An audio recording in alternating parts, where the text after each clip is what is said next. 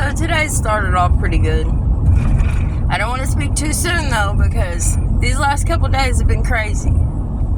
So I took my oldest to get her haircut this morning, and we was hanging out and stuff. But, before today, it's been a crazy week, because my next oldest, the boy, he had his 13th birthday, and it was a good day. We all had a good old time. We had a seafood pool. He got his gifts and stuff that he was wanting, which was mostly money, because I was like, let's face it, you know what you want better than what we know what you want, so we'll just give you some money. We'll give you a good birthday. We'll hang out with you and let you know that you're loved. And he did, and we did, and he thought it was awesome. So that's all that matters. The day after his birthday, the night of his birthday, I'm itching between my finger, and I put my hand down and I'm walking, because I just started the bath for my youngest, and she's in there, she's showering, so I'm walking into the living room to go grab her a towel, and I see something like a black dot on my finger. I'm like, what the heck is that? So I try to flick it off. I thought, no freaking way. It's been 40 degrees outside. It's been cold. It feels like wintertime out there. There's no way that that's a tick. There's a way. It damn sure was. Tell me why my dad's devil dog, the new dog the oldest baby got him to remind him of his other dog. Only thing is, it looks like his other dog that he had. It's just 10 times the size of his other dog that he lost. Anyways, though, she's solid white, got long fur. She's the only living creature that I know that can get ticks in 40 degree weather.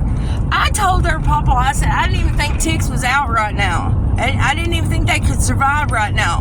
But let your devil dog go outside, and lo and behold, she brings ticks in. So I'm giving her a bath yesterday, and I found 3 more ticks on her, and I'm like, oh, girl, we've been loving each other, and I'm not going to be loving you no more until we get you a flea and tick collar, and we got to get something going on to treat that, because I'm not getting sick from no tick. Anyway, but the reason why I call her a little devil dog is because she's crazy. See, I had to take these wire cutters outside yesterday, and I had to cut the chicken. We had some chicken wire wrapped around some T-posts to make like a little makeshift fence where our old garden used to be, right? Well, we had left it up. We'd been meaning to tear it down anyway. And so I went out there, and I was going to water my bucket garden, because I got some 55-gallon drums that I cut in half, and I made flower beds out of them. Not flowers, but I made beds for my vegetables. So I'm growing me a garden. Well, I go out there, and this little heifer has ripped up every onion bulb that I've planted. They're all just laying there. It's like an onion graveyard, and I'm like, no! So I give her a spanking, and I'm like, you little naughty head, you go inside and you sit with your father, which is my father too. I'm like, you're a bad sister, princess. Bad sister. So in the meantime, it probably took me like 15 minutes to go out there and cut that wire off and, haul it back to the backyard. By the time I walk through the garage door to get to the backyard, this little heifer is sitting in the bed again going, I said, you better get out of my flower bed. I scared the crap out of her. She ran inside and she ran up my dad's bed. She's got little stairs at the bottom. Ka-thunk. She ran all the way up it, climbed up there by his head where I couldn't reach her and was hiding. She's like, I made her mad. She's gonna get me. I said, girl, you don't even know. We're going to maximum security around here. 23-hour-a-day lockdown. You no phone calls, no visitation. You're going back to jail because you need some act right, because this is not going to cut it. But anyway, I made me some makeshift cages around my garden. So, she's a puppy. I get it. Puppies are crazy. I get it. I just thought it was funny because when I seen it, I was telling the kids when I brought them in from school, I said, you know what? As soon as I seen her sitting inside that bed, I could hear her voice, her little doggy whimpers going, "Death to all onions," trying to rip up all my onions. So, I mean, I get it. She's a dog, they stink. She probably didn't like them. She was probably like, "Get them things out of here. We don't need those." Oh yeah, she ripped up my garlic. She ripped up my garlic that I had planted too. So, I had to replant all that. And I had to replant my corn too, because she was just digging away at that. She didn't chew all that up. So, I had to replant everything, put the cages on it. It looks good now, though. It's good to go. Also, we've been, what they call it? Incubating chickens. We've been incubating chickens, and we've been trying to get them, get some more chickens. That way we could replenish our hens, because our hens are getting old and they're probably not going to be here much longer. We want to be able to be self-sustainable, be able to make our own chickens if we should need to do so. And the kids like it too. It's fun. So we've made 2. The last one that we made, he came out, but he ended up with brooder pneumonia, and he died the next morning. The one that came yesterday, he started peeping about 10 o'clock yesterday afternoon, and I didn't know he was struggling. I had no idea. And this little feller, right before I went to bed last night, this little feller pulled his head back in his shell, turned it around, and just more or less drowned himself in his shell.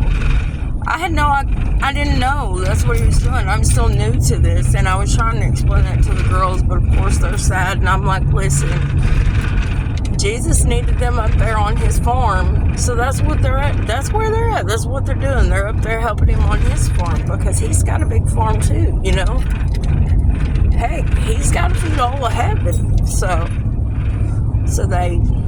they understood that, and they rested easy with that. So, but this week and part of last week has just been crazy. Anyway, though, that's enough rambling. I'm almost home. I gotta go check on my plants and whatnot, feed the animals, and just get stuff picked up, get stuff situated. School is almost over. The kids have made it so far. I'm so proud of them. The school year's almost over. They've almost done it.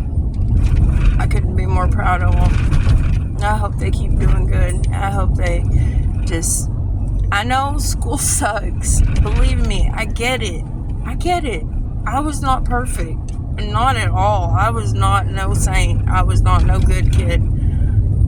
But you will thank me one day when you graduate. You will thank me whenever you're a senior and you're walking down that aisle with your class. Or when you're a senior and your class is out there on the gym floor and they're throwing their caps up in the air and you're down there with them and you're doing it with them. You'll thank me whenever you're not trying to get your GED when you're pregnant with your 3rd child and you're 2 months from your due date. And then you finally get your GED and your diploma has your married name on it. And now you're divorced. You're getting divorced. You see where I'm going with this? Like, had I done things the right way, it would have just been better. Not necessarily better, but things would have been different. And that's what I want for you guys. I'm talking like they're listening. They're probably not listening. They're probably not even going to hear this, but I want different for my kids. I want them to experience things I didn't experience. Even though I experienced most of it, I want them to experience it in a different way. The right way. But I just pulled in the driveway. I gotta get off here. I got crap to do. Y'all have a good day. And smile and be happy. And don't take no crap from nobody, because you don't have to. You're a child of God. You don't gotta answer to nobody but Him. That's it. That's all. If you can look yourself in the mirror and you can look the man upstairs and say, you know what, I'm content with where I'm at. I'm happy with what I'm doing, and I believe that you're proud of me. That's all that matters. The heck with everybody else.